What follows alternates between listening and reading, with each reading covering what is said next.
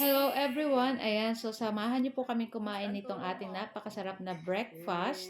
At andito po yung aking pamangkin kasi until now ay wala pa po sa kanilang kuryente. So, hindi siya makapag-charge ng phone.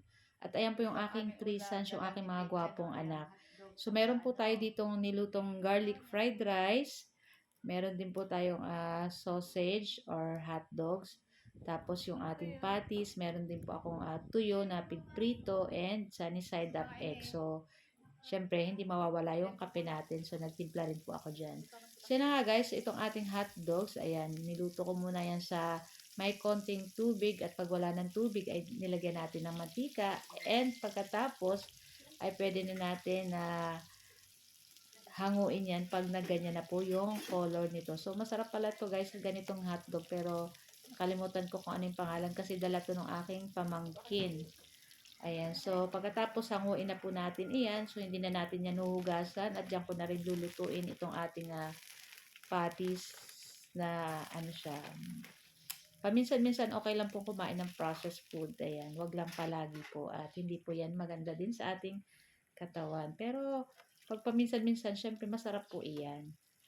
So, yan na nga at lulutuin lang natin po yan ng side to side hanggang maluto po yan, hanggang mag-golden brown. And then, pag ganito na po, pwede na natin yan hanguin. Ayan. Tapos, gumamit na lang tayo ng paper towel para yung excess oil niya ay syempre hindi po natin makain.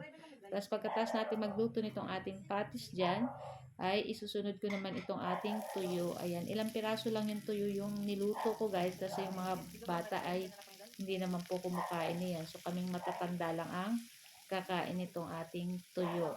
Para sa akin to guys, kahit ito lang yung ulam ko, okay na to sa akin. Basta may kape. Ayan.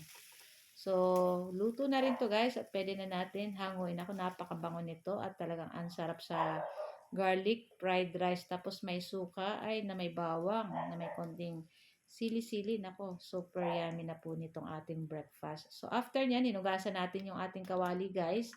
Kasi syempre pinaglutuan natin ng tuyo. So, inugasan natin. Then, nagpanibago tayo ng mantika at yung ating sunny side up naman na itlog ang ating lulutuin. So, naglagay lang tayong konting asin para sa pampalasa. At lulutuin lang natin yan hanggang sa maluto po yung ating itlog. So, gusto po namin sa itlog ay hindi luto yung yelo. Malasado pa.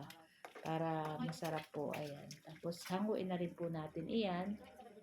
Tapos, sunod na rin natin yung ating isa pang itlog. Ayan. Then, susunod natin dyan yung ating fried rice. Hindi ko na binidyo guys. Pero, ito na po yung ating breakfast for today's video. So guys, ito lang po ang aming video today at sana po nag-enjoy kayo.